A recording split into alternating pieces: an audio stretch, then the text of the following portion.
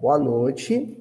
Vamos iniciar então mais um estudo do Evangelho de Mateus, né? A gente está estudando atualmente o capítulo 15 do Evangelho de Mateus, versículos de 29 a 39. É uma perícope, né? Uma passagem inteira, que na maioria das traduções do Evangelho de Mateus é conhecida como a segunda multiplicação de pães e peixes, né? Hoje a gente tem bastante gente nova aqui, gente que quase nunca vem, né, Luiz? Então é bom a gente ambientalizar. Esse é um estudo minucioso do Evangelho, ou seja, detalhado, um estudo pormenorizado, palavra por palavra, versículo por versículo, no caso do livro de Mateus, mas à luz da doutrina espírita, né, utilizando os conceitos, os componentes, né, do pensamento espírita, da codificação kardeciana, da psicografia de Chico Xavier, para entender essas passagens do Evangelho. É bom a gente voltar um pouco nos versículos anteriores para a gente entender a sequência, né? É uma segunda narrativa da multiplicação de pães e peixes que acontece no Evangelho de Mateus. E o que chama a atenção é que o espaço entre uma narrativa e outra é curto.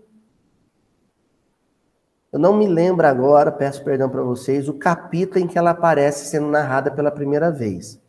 Mas acho que é 1 ou 2 capítulos atrás. E logo em seguida, Mateus, ou os adensadores da obra, narra a mesma passagem novamente, no mesmo livro. E aí eu lembro que conversando isso com a irmã Ila, com os companheiros que ajudam a gente a preparar, a gente ficou pensando, qual é a intenção do evangelista? Em primeiro lugar, possivelmente porque esse episódio aconteceu mais de uma vez. Possivelmente, Jesus multiplicou pães e peixes em mais de uma ocasião. Mas, principalmente, e esse é o nosso ponto, esse é o nosso foco, porque existe uma mensagem por detrás da mensagem. Existia um espetáculo por detrás do espetáculo, uma maravilha por detrás da maravilha. Um gesto extraordinário por detrás do gesto extraordinário. Que a princípio nos parece ser a multiplicação, né? 4 pães e 3 peixes, em algumas narrativas, em outras 5 pães e 2 peixes, né? 7 alimentos, 7 unidades de alimento, sendo multiplicado para milhares de pessoas. Isso é estampa, viu, gente? Isso é só a casca do verniz, casquinha do verniz. Porque o gesto extraordinário não é multiplicar alimento. O gesto extraordinário e de sentido moral e útil para a nossa vida é a divisão do alimento. É a partilha do alimento. Isso que é extraordinário.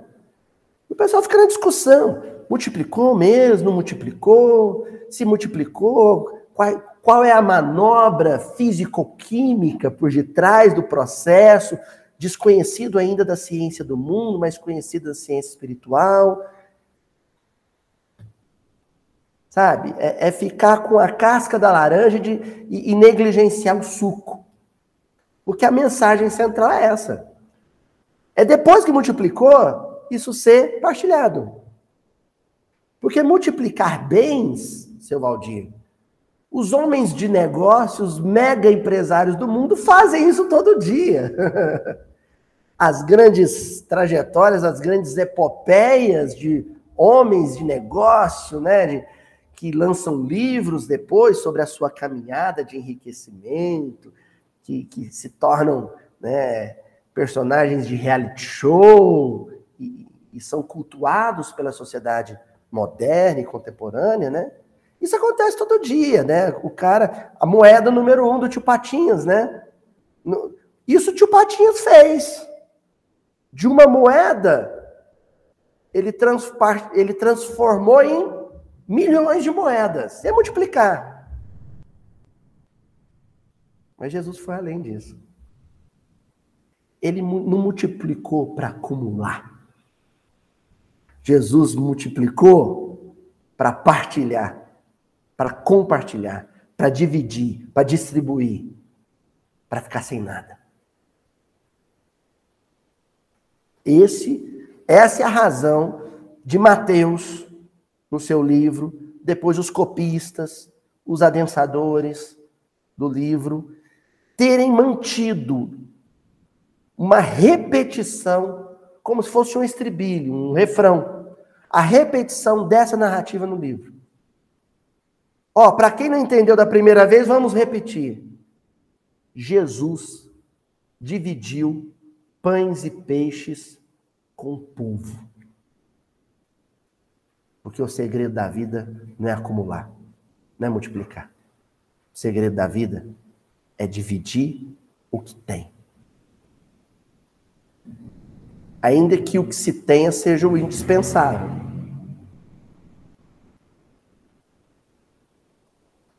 Esse é o ponto dessa passagem, né? Então, todos os versículos de 29 a 39 que a gente vai atravessar, a gente nunca vai sair desse mote. A gente vai fazer o looping e vai voltar nesse ponto. A empatia de Jesus com o sofredor.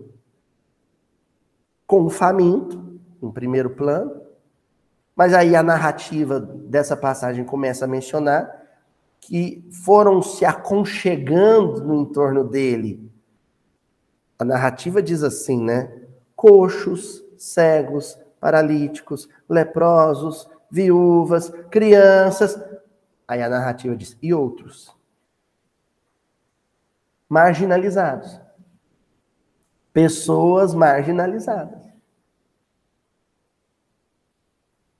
Esse outros, na nossa sociedade, poderia ser a figura da mulher, poderia ser a figura do negro, a figura do Yanomami, a figura do estrangeiro, né? O estrangeiro em terra europeia, o estrangeiro em terra americana, é aquele que está à margem, aquele que é negligenciado. Negligenciado por quem tem casa, comida, saúde. Quem é o marginal na narrativa bíblica? É aquele que era negligenciado pelo homem culto, saudável e bem posto, próspero, de Jerusalém. Daí aquela distinção na narrativa, quando ela começa, nós mencionamos também, entre Jerusalém e a Galiléia, Luiz. Né? A topografia palestina, né, que situa a Galiléia, o Mar Genezaré, a 200 metros abaixo do nível do mar, enquanto Jerusalém está a 700 metros acima do nível do mar, é simbólico. Representa o abismo social profundo que havia entre o homem, o pescador, analfabeto, simples, né, mal vestido, lá da Galiléia, e o homem culto, de fina estampa, bem posto na vida, em Jerusalém. E esse fio da meada, né? Como este homem simples e marginalizado da Galiléia, pobre, miserável, a região mais pobre da Palestina, era acessível à mensagem do Evangelho. Enquanto o homem culto e próspero de Jerusalém era refratário, era resistente à mensagem do Evangelho.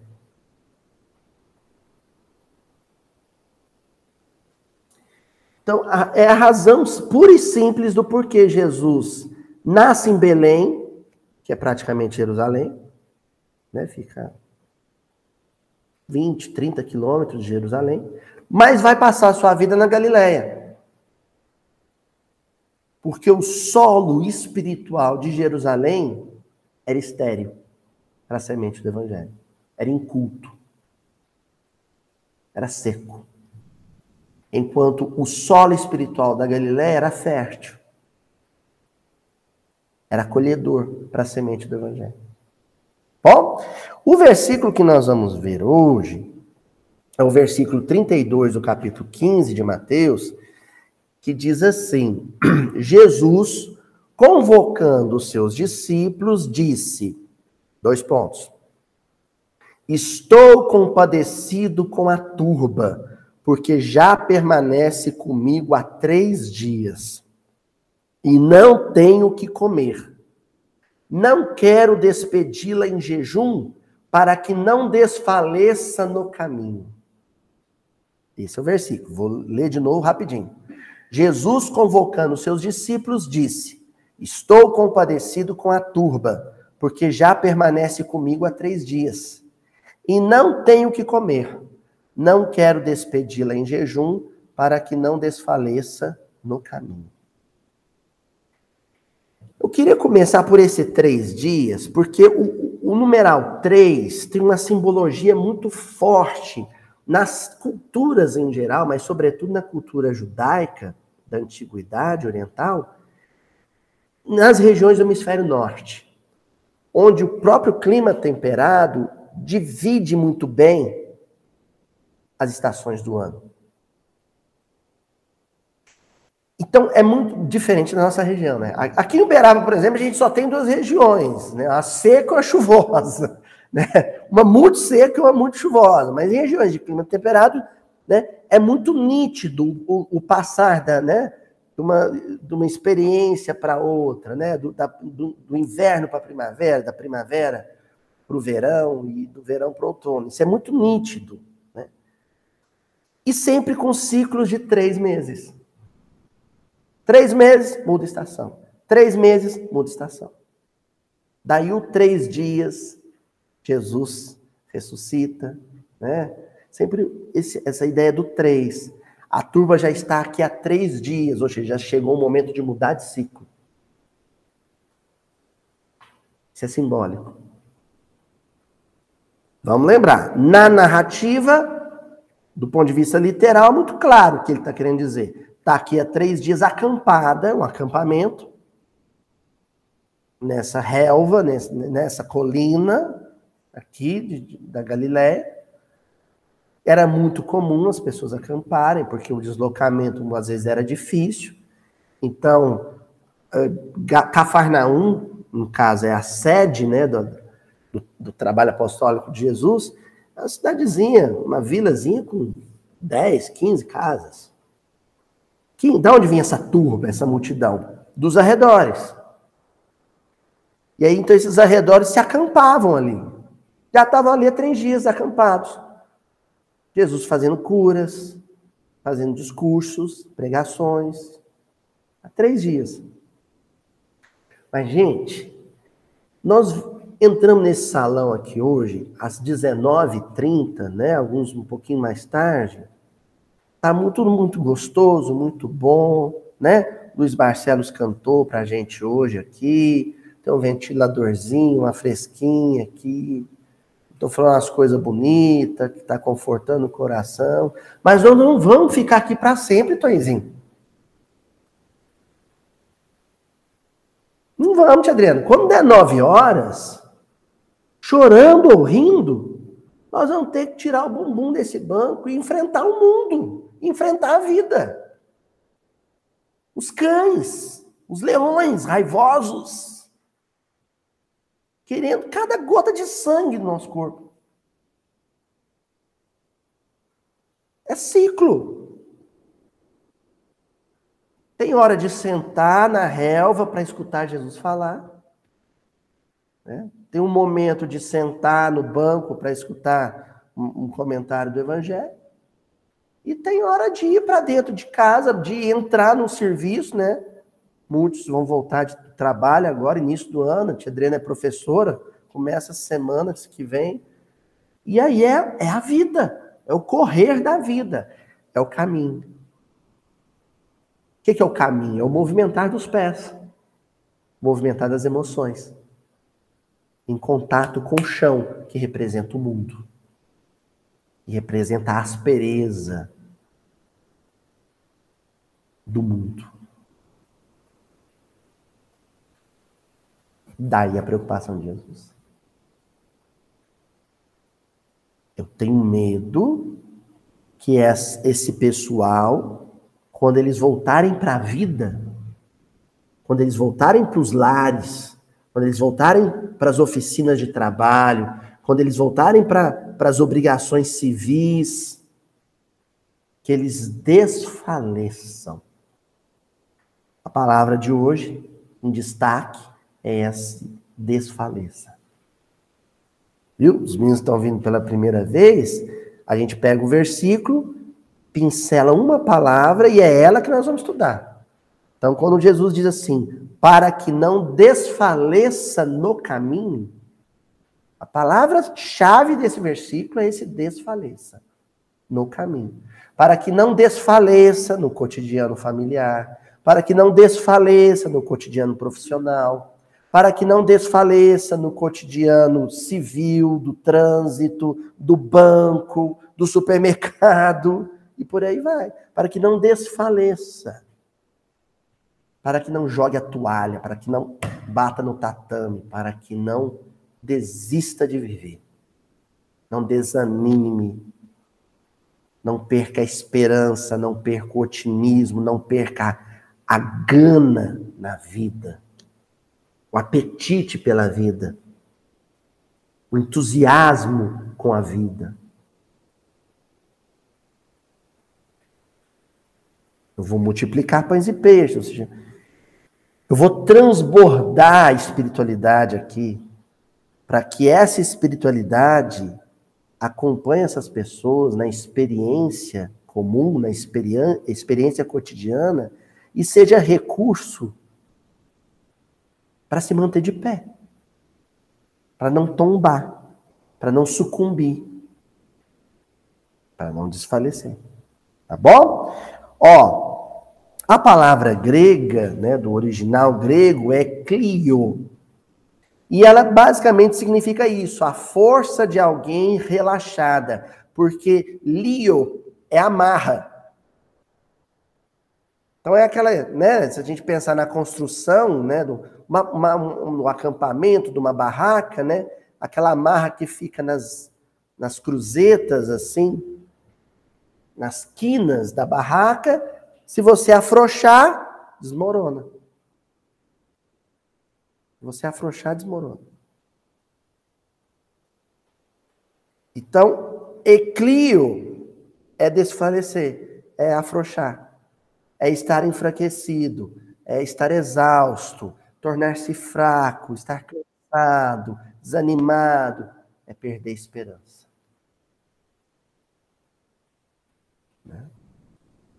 Ó, aí eu separei aqui uma referência cruzada que está lá no livro de Hebreus, na carta de Hebreus, de Paulo de Tarso, né? Então, Paulo escreve essa carta, ele está em Roma, está preso, ele escreve ela de próprio punho, que não era muito comum nas epístolas, né?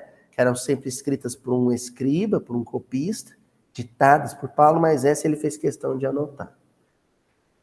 E nessa conversa afetuosa que ele tem com a comunidade hebraica, através dessa carta, dessa epístola, ele enfatiza a figura de Jesus, o que Jesus representa para a vida não só do povo hebreu, mas para a vida de toda a humanidade. E aí ele precisa usar uma analogia, para que esses hebreus entendam. Então ele vai na cultura, na liturgia, nas tradições religiosas do povo hebreu, forja um exemplo, tira dali um exemplo para dizer quem é Jesus. E ele usa o exemplo do templo. No templo de Jerusalém tinha uma parte dele, bem no interior do templo, onde só entravam sacerdotes. Era o cântico. E dentro do cântico, separado por um véu, tinha uma parte onde só entrava o sumo sacerdote, o chefe dos sacerdotes. Lá nessa parte onde estava a Arca da Aliança, as tábuas da lei, coisa e tal, né? Qual que é a função desse sumo sacerdote? Numa liturgia, ou seja, uma liturgia é uma representação cênica que dá conta de conceitos espirituais que não são facilmente verbalizados. Então, numa representação litúrgica, esse sumo sacerdote leva a Deus os clamores do homem. Quando ele acende um incenso, por exemplo, aquela fumacinha do incenso subindo representa o pensamento humano, os clamores humanos, as angústias humanas se elevando até Deus. É isso que representa, né, a fumacinha do incenso, que a gente está acostumado àquele incenso indiano de palitinho, né? Mas o incenso oriental, ele, né, ele é uma pedrinha, né, que era acesa. Então, ele faz uma série de outros procedimentos litúrgicos aí, mas com esse sentido. Ele é um representante, uma espécie de advogado, né, advogando as nossas causas junto a Deus. O Paulo pega esse elemento da liturgia hebraica, do templo, para dizer, Jesus é o sumo sacerdote da humanidade toda. É ele que faz a ponte, a conexão entre as dores do homem e os poderes, as possibilidades de Deus. As fragilidades do homem, as fraquezas do homem, as necessidades do homem e as dores e os poderes, as possibilidades de Deus.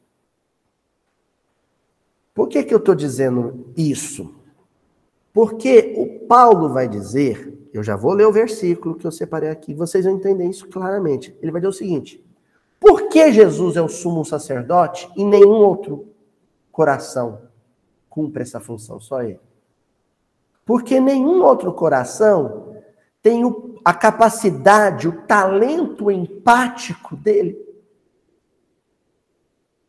Para você representar bem, de verdade, as fragilidades de alguém, de um terceiro, junto a Deus, é preciso que você tenha a capacidade de sentir e sofrer essas necessidades, como se elas fossem suas. Ninguém tem esse talento maior que o de Jesus. Quando ele chora junto a Marta e Maria pela a morte aparente de Lázaro, ele chora mesmo. Naquela hora, ele é Marta e Maria.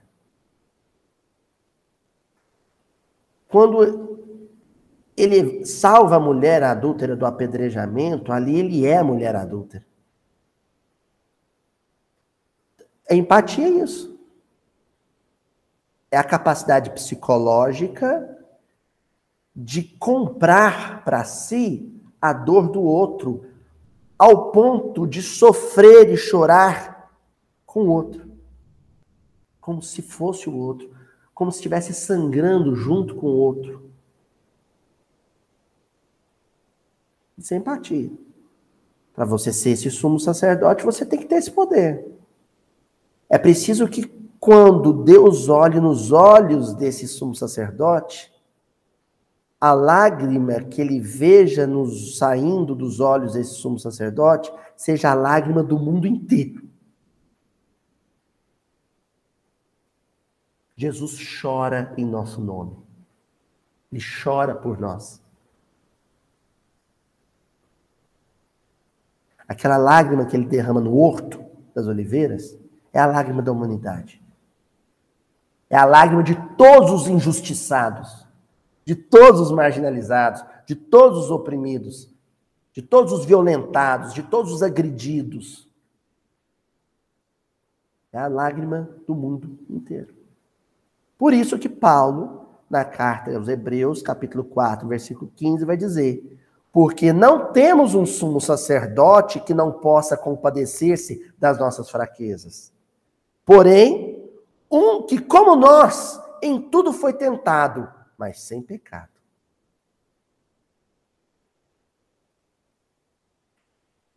Aí a gente entende o porquê o governador do orbe, né, um termo hebraico, Hamashiach, o comissionado de Deus, reencarna e vai viver como os homens. Sangrar como os homens, suar como os homens, fazer xixi como todos os homens, comer como todos os homens, dançar com os homens.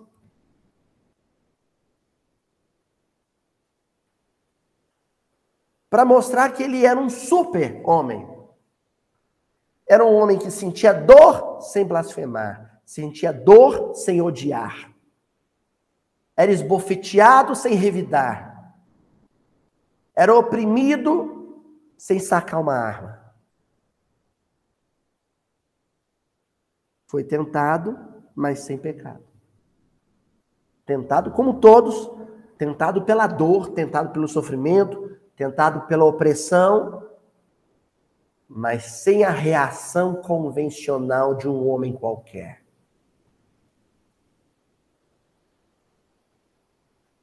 De onde vem o poder? E quando a gente fala poder, nós estamos falando de inteligência emocional. Nós estamos falando das possibilidades, aquilo que se pode, aquilo que ele pode e realiza. Uma perspectiva psicoemocional. O poder de se compadecer de quem sofre. Isso é um poder. Nem todo mundo tem esse poder. E quem não tem é fraco. O insensível à dor do outro é um fraco. Quem vê a cena de um Yanomami anêmico e não chora é um fraco. É um fraco. Quem vê a cena de um Yanomami desnutrido e não chora é um sofredor, é um doente.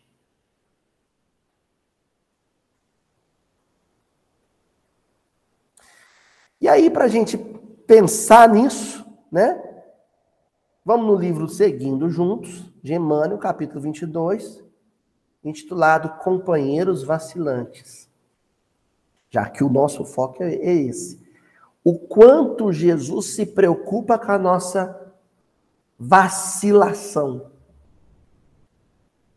com a nossa fraqueza para caminhar, com os nossos constantes tropeços e quedas. E tropeços e quedas por vacilo. O que é um vacilo? O que é vacilar? É não se achar capaz. É achar que o mundo e a dureza e a aspereza do mundo é maior que você. E que você, inevitavelmente, será vencido.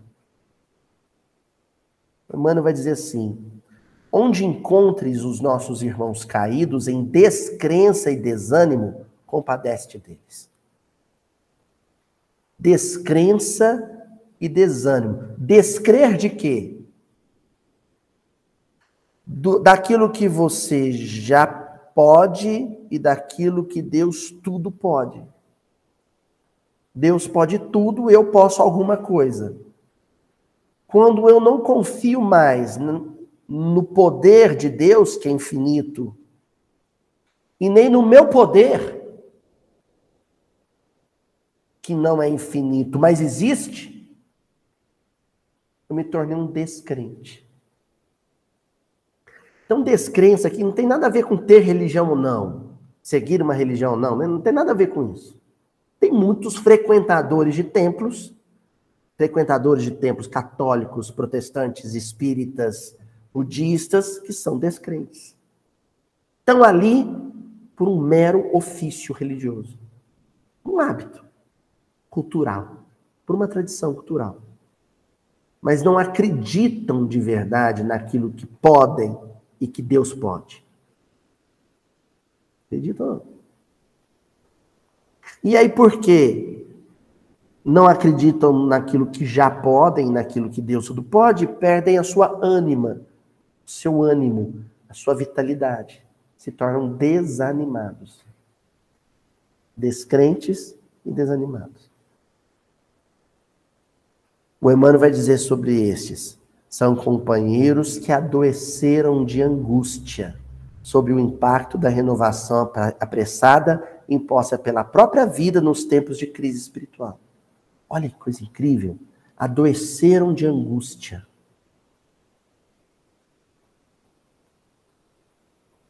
Você começa a sentir angústia com a pressão, né? Como diria o Tonzinho, com a chapa esquentando, né? A chapa vai ficando quente, aquilo vai te angustiando, né? Desastres climáticos, desastres sociais, a rivalidade entre compatriotas, fome, miséria, isso tudo vai te angustiando e te adoece. Adoece. É a angústia do viver. Ao invés de acusá-los, acusar aquele que adoeceu de angústia, estende-lhes braços amigos a fim de que se refaçam. E mesmo que te recusem o apoio fraterno, alucinados ou desfalecentes de dor, que muitos deles se encontram, abençoa-os com a prece de simpatia e continua para diante nas tarefas nobilitantes que a existência te deu. Olha, eu sublinho aqui, alucinados ou desfalecentes de dor. Essa doença que eu mencionei antes, que o Emmanuel menciona antes, né, doentes de angústia, é uma doença psíquica. A angústia nos adoece psiquicamente, ao ponto da insanidade, ao ponto da loucura. Você começa a fazer coisas que são insanas.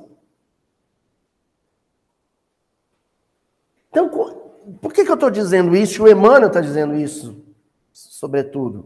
Porque quando a gente vê alguém fazendo coisas muito insanas, sabe, muito maluquinhas, tia Adriana, é para olhar para esse alguém e dizer, este é um doente de angústia.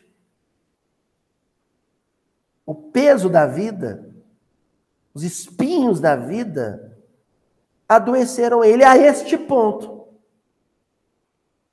Sabe uma pessoa muito azeda, que responde todo mundo atravessado, que dá coice gratuito para tudo quanto é. Você fala assim, que é isso?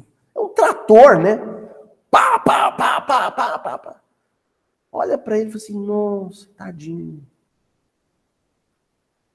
A angústia interna é tanta que ele adoeceu, ficou assim, alucinado.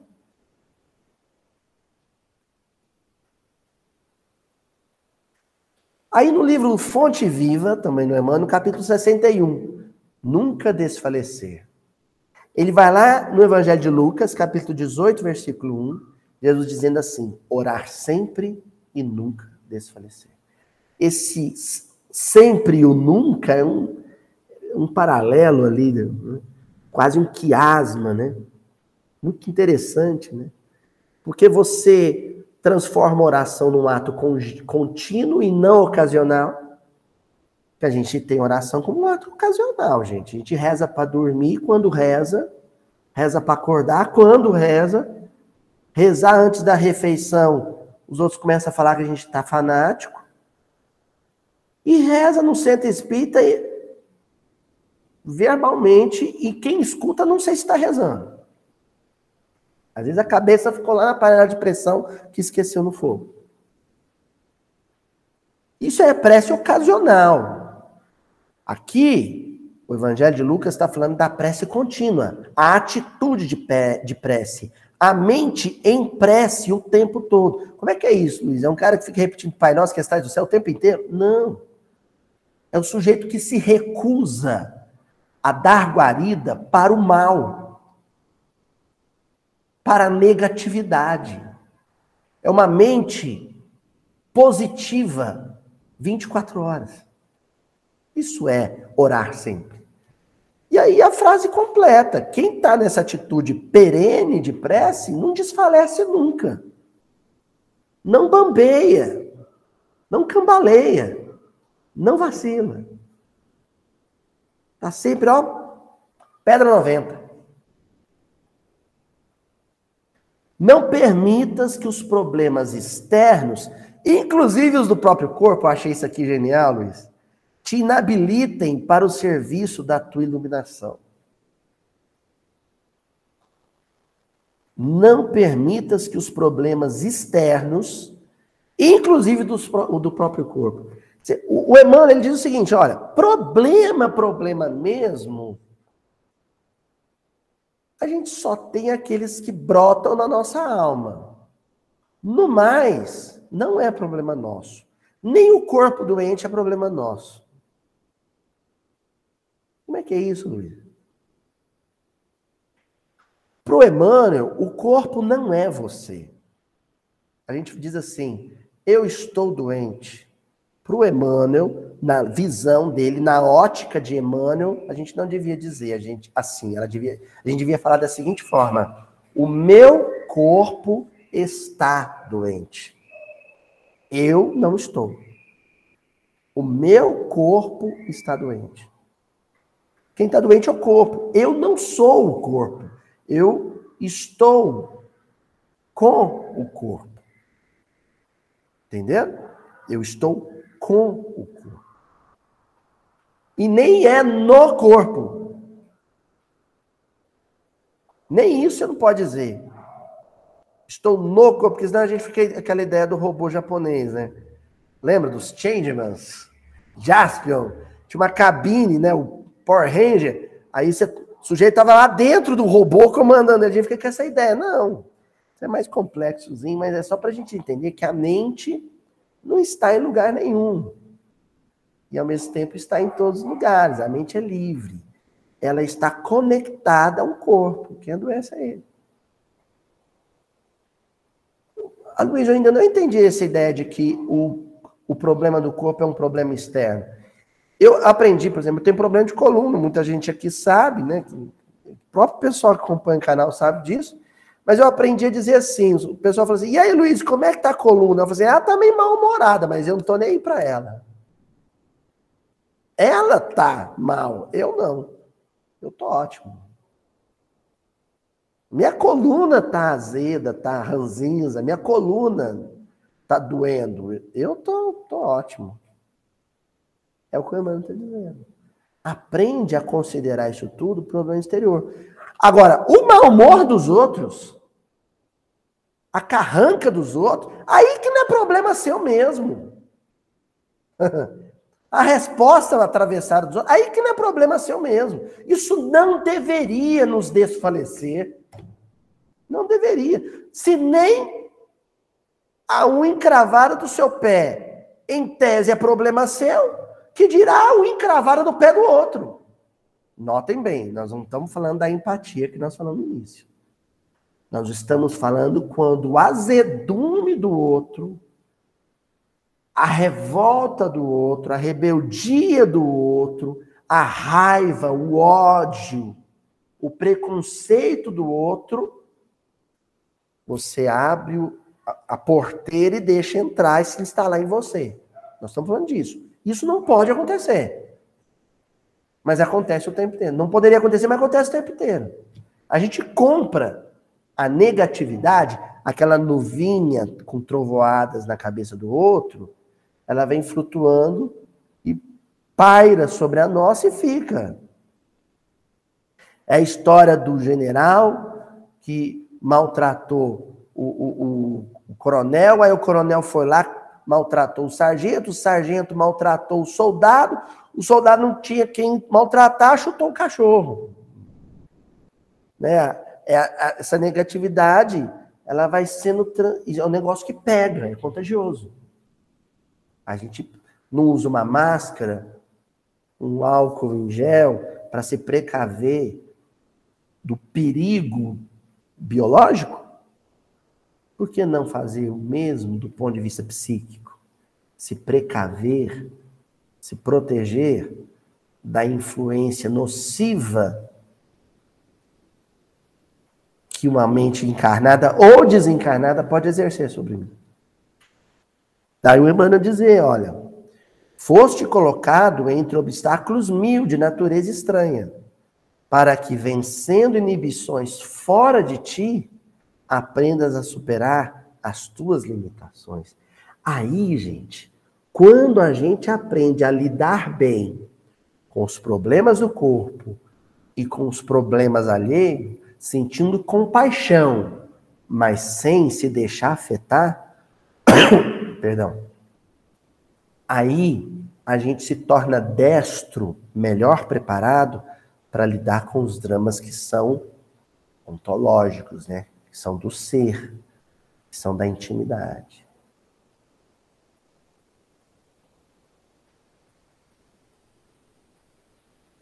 Porque a gente criou uma ideia de que primeiro eu tenho que me resolver para depois lidar com o outro. A vida não funciona assim. Senão fica aquela coisa do sujeito que vai para uma ilha deserta, para o alto de uma montanha, Luizinho, se tornar santo para depois voltar e conviver com o mundo. Não funciona, a vida não é assim, gente. A vida é tudo ao mesmo tempo agora, né? A vida, o mundo gira. O mundo não vai parar de girar, as pessoas vão ficar congeladas lá. O professor Xavier não vai congelar as pessoas. Agora deixa eu ficar calmo. Pronto, fiquei calmo. Agora eu vou conviver com os outros. Não é assim. Na prática, ao mesmo tempo que vai acontecendo tudo, né? Você vai vivendo e, enfim, o trem vai sendo consertado em movimento sobre os trilhos. E é assim que a gente tem que dar conta. Livro Ideal Espírita, uma mensagem de Meimei, capítulo 93, Deus pode. Deus pode. Não fales, abre aspas, não posso, fecha aspas. E nem digas, abre aspas, desesperei, fecha aspas. Essas duas palavras, ou expressões, a Meimei já começa dizendo, para a gente não deixar sair da boca. Não posso. Então, desesperei. Você pode dizer, seu Valdir, não quero. Agora, o não posso, você não pode dizer não. No máximo, eu ouso acrescentar alguma coisa ao texto da Meimei, você pode acrescentar um ainda, ou um por enquanto. Não posso ainda. Não posso por enquanto. Porque as nossas possibilidades são muito grandes. Em tudo. Daí Paulo dizer, tudo posso naquele que me fortalece. Com os recursos de Deus, com o suporte de Deus, você pode tudo. É claro que isso é um perigo, o pessoal já desliza, assim, escorrega para o campo da prosperidade, né? Aí vem aquele discurso de autoajuda do... você consegue, você pode conquistar os seus sonhos. Aí vai ver quais são os seus sonhos. Ficar rico. Ficar rico. Isso é muito pouco. Isso é sonhar pequeno. Quem sonha em ficar rico, quem sonha com a segurança financeira, sonha de forma limitada. É um sonhozinho mequetrefe, vagabundo. Sonha pequeno. Sujeitinho que, eu sonho mesmo, sabe o quê? Em ter tanta grana assim que eu não me preocupo mais com nada. Que sujeitinho medíocre no sonhar. Quero sonhar coisa maior. Tipo, atravessar um câncer sem sentir raiva de ninguém. Sem me revoltar. Aí um negócio grande. Sofrer um abandono afetivo, uma traição no matrimônio, sem ter vontade de esganar ninguém. Tá vendo como é uma coisa maior? Aí sim. Eu sonho isso. Eu posso isso. Talvez não possa ainda. Talvez não possa por enquanto, mas eu vou me esforçar para isso. Quando tiveres de explicar a palavra exaustão, deixa que a esperança te refulja em silêncio na boca, e sempre que te suponhas na liquidação de todos os sonhos, contempla as flores que desabrocham sobre as ruínas. Vocês já viram aqui um rochedo assim, escarpado, aquele monte de pedra, aí de repente do meio, numa fenda, de uma gretazinha ali, surge um um talo de planta e ali na ponta desabrocha uma flor. No meio daqueles escombros pedregosos ali. A exaustão, ela existe, é um fato. O cansaço é um fato. Mas ele deve ser um fator que propõe desafio, não impossibilidade. Ele é um fator que dificulta, não impossibilita. Você chega lá, você cruza a reta de chegada, trocando os passos. Trôpego. Mas cruza. Quer dizer, aí você cai. Né? Depois da linha de chegada, você cai. Aí vem um te abanando, o outro traz um copo d'água. Mas cruzei. Então, o cansaço existia, mas ele foi um fator dificultador da conclusão, da vitória, mas não impossibilitou a vitória. Daí a Neymar dizer, muitas vezes, quem sabe definir o desânimo apenas desencadeia a tragédia, abrindo portas ao crime. Às vezes a pessoa vai saber descrever muito bem o que é um processo desanimador, mas não usa aquilo que sabe sobre o assunto em benefício próprio. Às vezes eu vou estar fazendo essa palestra e vou me desfalecer no caminho. Porque não é uma questão de recursos, é uma questão de vontade. Nós vamos ver daqui a pouco, numa historinha que nós vamos conhecer. Mas antes vamos terminar a mensagem da Meimei. Estendes pão ao faminto, e acolhes quem vai sem teto. Entretanto, nem sempre atendes ao coração agoniado no próprio peito, rogando-te paciência. Ouve-lhes as aflições e pede a Deus te envolva num dom inefável de sua bênção. Porque às vezes você entra no processo da própria casa espírita, né? Do assistencialismo, de uma forma mecânica, robótica. Eu fui lá no centro, fiz sopa e distribuí para os famintos. Fui lá no centro, né? Peguei um cesto de pão e distribuí para os famintos. Mas totalmente ignorante quanto à própria fome, que não é material, é psíquica. Tia Adriana, pega o carro, vamos para a ronda noturna, distribuir marmitex para os moradores de rua. Você faz isso sem perceber que, do ponto de vista psicoemocional, você é um mendigo.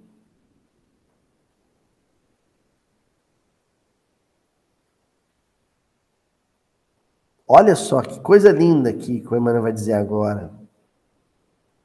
Se não consegue solucionar as dificuldades que te rodeiam, dize contigo, Deus pode. Se incapaz de empreender a alteração necessária ao próprio caminho, afirma em tua alma, Deus pode. Se impossibilitado para corrigir a quem amas, asseveras de novo, Deus pode. Se inabilitado para extirpar a angústia que te alanceia, medita em prece. Deus pode. Eu posso alguma coisa. Deus pode tudo. E tudo posso naquele que me fortalece. Ou seja, eu tenho um nível de possibilidade. Falta um tanto para alcançar a excelência. Quem completa esse tanto? Deus. Sabe aquele, o sujeito tem 60 mil, Luizinho, para um investimento, para começar um negócio que custa 100. Falta 40. Eu posso tanto. Mas um banco pode tudo. Aí ele vai lá no banco, consegue um empréstimozinho, o banco financia com mais 40 mil para você chegar no que falta. Aí você abre seu negócio, não é assim? Nos negócios da vida, nos desafios da vida, raramente a gente vai ter recurso total, integral, para dar conta do problema. entra com tanto que você tem, Deus completa. Ele completa os recursos que faltam. Fui no médico, veio um diagnóstico de câncer. Bom, eu acho que eu tenho recurso emocional para lidar com o tratamento quimioterápico em 8 sessões. Acho que 8 sessões eu dou conta psicologicamente disso, mas o médico me falou que são 12. Você dá conta de 8? As 4 que você não dá conta, Deus garante. Quando chegar da 8ª para a 9ª, entrega para Deus. Ele te leva até o final. Como? Aí é a mágica. Aí é a mágica, né? Aí é a mística. Mística de mistério. É um mistério. É o que vai além da minha compreensão. É o que vai além do meu olhar. Da minha capacidade de entender. Da minha racionalidade. Do meu cálculo. Ó, e fechamos. Se incapaz de empreender a alteração necessária ao próprio caminho, afirma em tua alma, Deus pode. Se impossibilitado para corrigir a quem amas, perdão, isso aqui eu repeti mais uma vez, viu, gente? Pronto, achei o finalzinho, ó. E perdoando e ajudando sem descansar, aprenderás com Deus que a luz da verdadeira vitória é feita na paciência de cada dia. Porque tem isso, o lance de um dia de cada vez, né? É até uma das regras, como diria o Francisco, meu filho, regra de conduta, né? Os alcoólicos anônimos, né? Um dia de cada vez. Eu não sei quantos dias eu vou dar conta de carregar o fardo deste problema, de um desemprego, de uma crise financeira, de um abandono afetivo, de uma enfermidade, eu não sei. Quantos dias? Hoje, você dá conta? Dou. Então carrega hoje. Calma. Calma. Hoje você dá conta? Carrega hoje. Vai até o final do dia. Quando chegar na hora de dormir, nossa, está terminando o dia. Hoje eu suportei.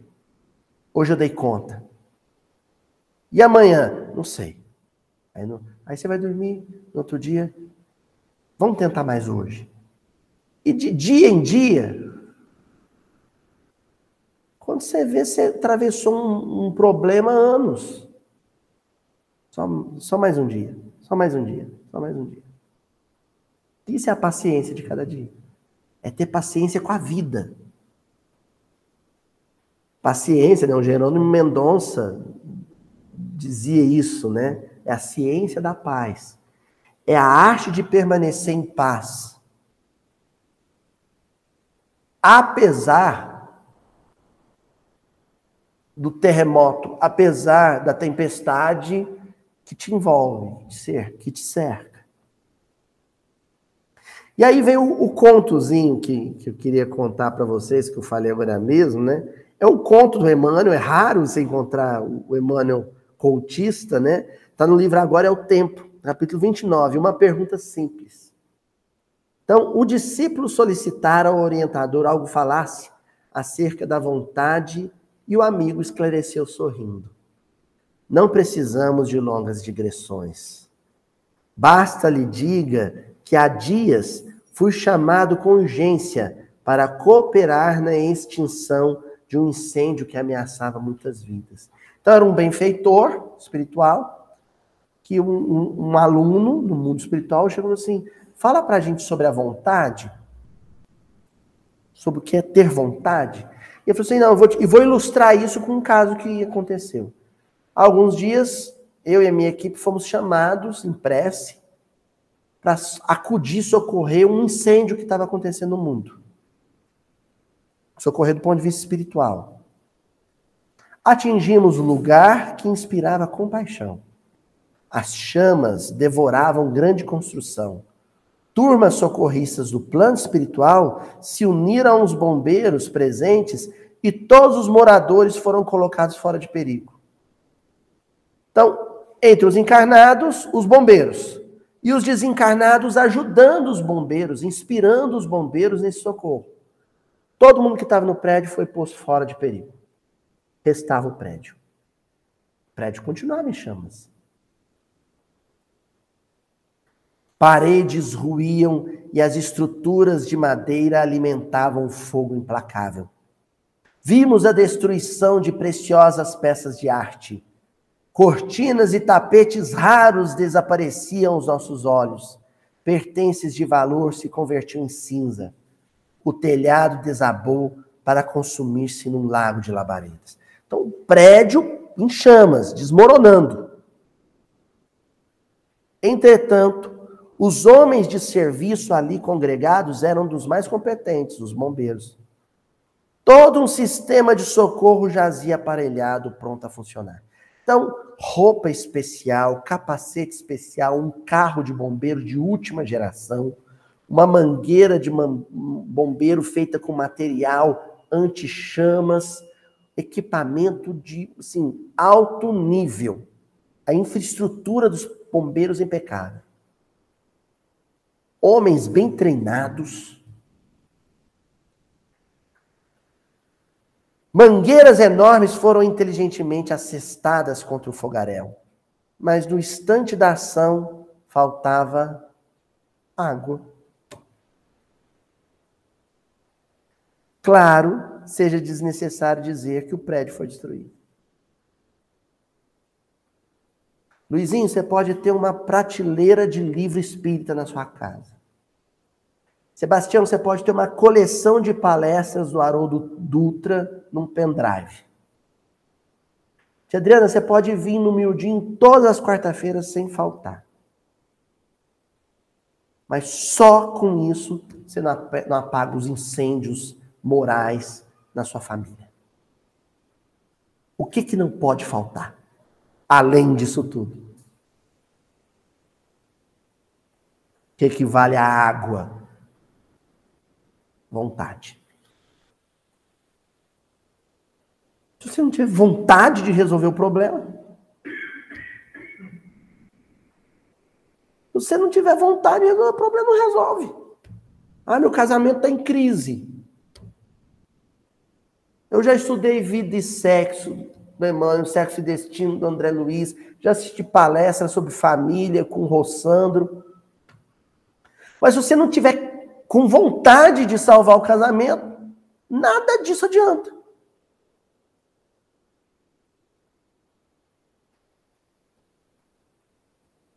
Em seguida, o mentor rematou. Aí está o símbolo da vontade. Temos milhares de irmãos equipados com todos os recursos culturais para se defenderem da delinquência, do desequilíbrio, da irritação e do tema de hoje, desânimo. E sorrindo terminou a lição com uma pergunta simples. Mas se não usam a própria vontade, o que se há de fazer? O sujeito está com uma crise de ansiedade, um transtorno misto de ansiedade, depressão, tem um bom psiquiatra, tem recurso para comprar o medicamento, tem uma casa espírita para tomar um passe, tem um terapeuta, um psicólogo para acompanhar o caso, mas também se ele não quiser tratar, se não tiver vontade, o alcoolismo, a família deu maior apoio, tem uma clínica muito especial na própria cidade, onde pode se internar por um tempo para tratar o alcoolismo. Mas se ele não quiser, não adianta. Tem que querer. Então, o milagre da multiplicação de pães e peixes vai ser seguido da partilha de recursos, desses recursos multiplicados. Cada um desses sujeitos que estavam lá junto de Jesus ia levar para casa uma sacolinha de pão com peixe. Que ele pode tirar da sacolinha e comer para não desfalecer, ou ficar na sacola. A parte de Jesus foi feita. Multiplicar e partilhar. O sujeito come se quiser. Se ele não quiser comer, vai ficar fraco. Fraquinho. Até desfalecer.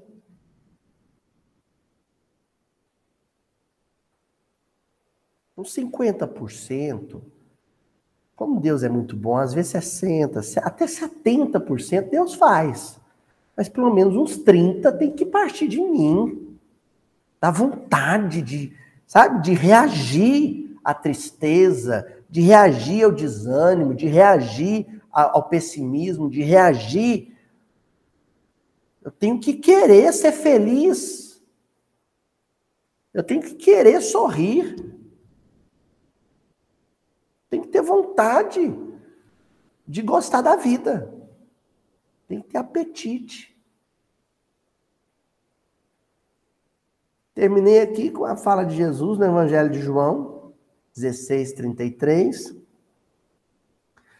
A imagem de uma formiguinha segurando um galho enorme, bem maior que ela. Então, o tamanho do problema não diz nada. O que determina que eu vou dar conta de suportar ele é o tamanho da minha vontade. E Jesus dizendo: tenho-vos falado essas coisas para que tenhais paz em mim. No mundo tereis provações, mas animai-vos. Eu venci o mundo. Eu venci o mundo sozinho. Um filho de carpinteira, de carpinteiro e uma dona de casa, nascido na província mais pobre do Império Romano. Dividiu a humanidade antes e depois do nascimento dele. Sem empunhar uma arma, sem ter um tostão no bolso. Sem ter um teto para morar. Morrendo que nem bandido. Executado. Venceu o mundo. Triunfou sobre o mundo.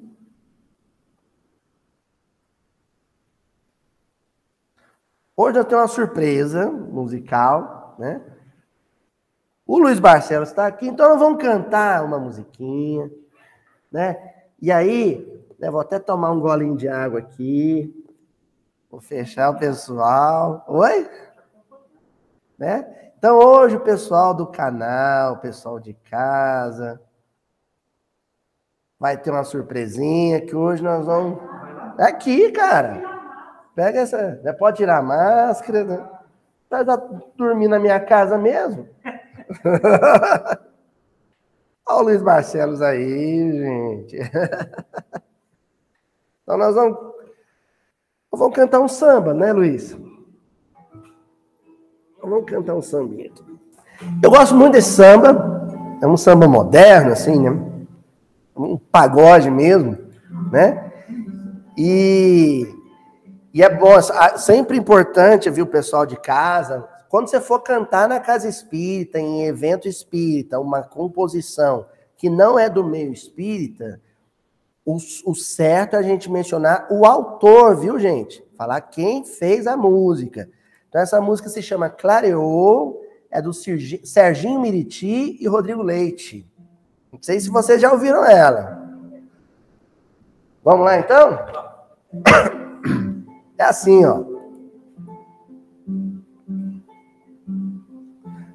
A vida é para quem sabe viver. Procure aprender a arte. Para quando apanhar, não se abater. Ganhar e perder faz parte. Levante a cabeça, amigo, a vida não é tão ruim. Um dia a gente perde, mas nem sempre o jogo é assim. Pra tudo tem um jeito, e se não teve jeito ainda, não chegou ao fim. Mantenha fé na crença, se a ciência não curar. Pois se não tem remédio, então remediado está. Já é um vencedor, quem sabe a dor de uma derrota enfrentar. E a quem Deus prometeu, nunca faltou, na hora certa, o bom Deus dará. Deus é maior, maior é Deus, e quem tá com Ele nunca está só. O que seria do mundo sem Ele? Deus é maior, maior é Deus, e quem tá com Ele nunca está só. O que seria do mundo sem Ele? Chega de chorar. Você já sofreu demais, agora chega. Pode a dor uma noite durar, mas um novo dia sempre vai raiar. E quando menos esperar, clareou. Oh, oh, oh, oh, oh, oh, clareou. Oh, oh, oh, Deus é maior, maior é Deus, quem tá com Ele nunca está só. O que seria do mundo sem Ele? Deus é maior, maior é Deus, quem tá com Ele nunca está só. O que seria do mundo sem Ele? Chega de chorar. Você já sofreu demais, agora chega. Pode a dor uma noite durar, mas um novo dia sempre vai raiar. E quando menos esperar, clareou. Oh, oh, oh, oh, oh, clareou, clareou, clareou. Oh, oh, oh, oh, oh.